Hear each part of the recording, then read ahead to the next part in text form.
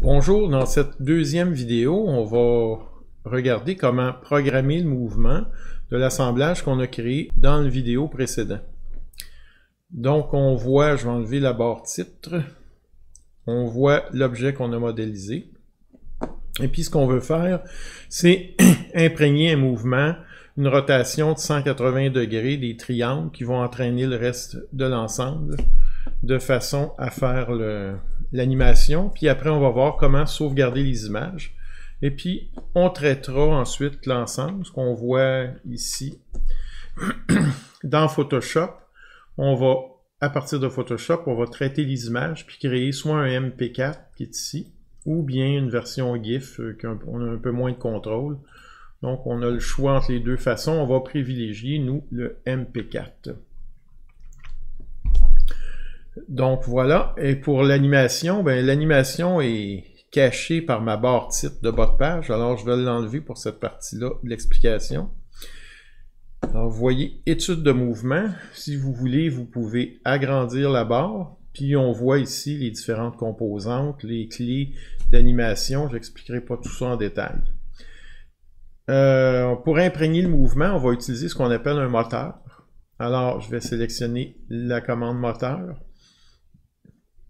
L'arc de cercle que vous voyez ici est exactement dans un axe de rotation que je vais imprégner. Alors, c'est ce que je vais sélectionner. Il est dans la mauvaise direction, on va l'inverser. On peut ou pas sélectionner un objet qui va être en mouvement, c'est pas utile et je comprends pas trop. Si je sélectionne le triangle, ça fonctionne pas.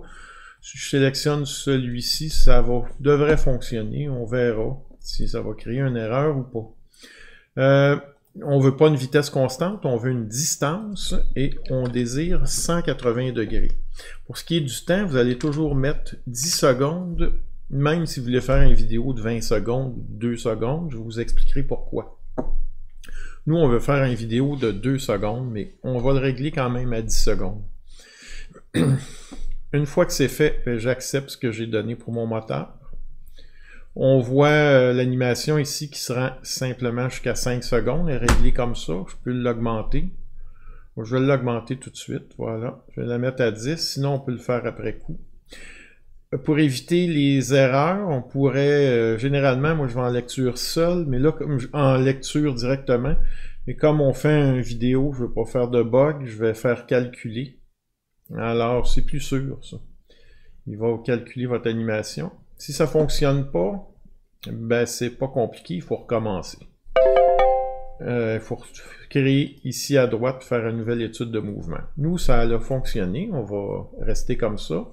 Vous vous demandez sûrement pourquoi on ne revient pas sur nos pas, on va tout faire ça dans Photoshop. Alors, maintenant que c'est fait, on peut peut-être l'animer une deuxième fois pour vérifier. Ça fonctionne bien. Je me suis assuré aussi que mes images sont toujours visibles, là. Ça ne déborde pas le cadre. Et puis, ici, vous avez enregistré l'animation. Alors, je vais sélectionner enregistrer l'animation. On va se trouver un fichier adéquat. Dans pièce, bon, ben parfait, on va mettre image ici. C'est bon. Le format dans lequel on va sauver, ça va être image par image, donc on ne sauvera pas en format AVI. On va plutôt sauver en format PNG. Les formats BMP feraient l'affaire, TGA aussi, TIFF, etc. PNG, moi c'est mon préféré.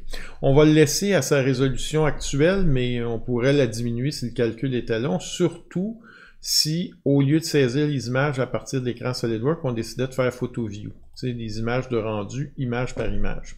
Là, pour la durée du vidéo, on veut ça rapide, on va laisser ça comme ça.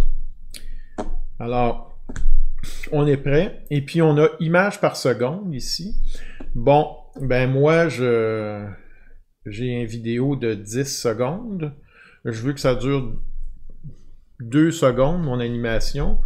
Donc 2 fois 30 parce que je vais fonctionner à 30 images secondes. Puis le retour va être fait en montage dans Photoshop. Donc 10 fois 3, eh bien, ça va nous donner 30 images. 31 dans les faits, vous allez voir. Et au total, on va arriver avec 60 à la fin. Donc, j'ai 3 images x 10. Tout est là. On va faire enregistrer. Oui, il va refaire le calcul. Puis là, vous voyez, chaque petite saccade, c'est une image qu'il crée.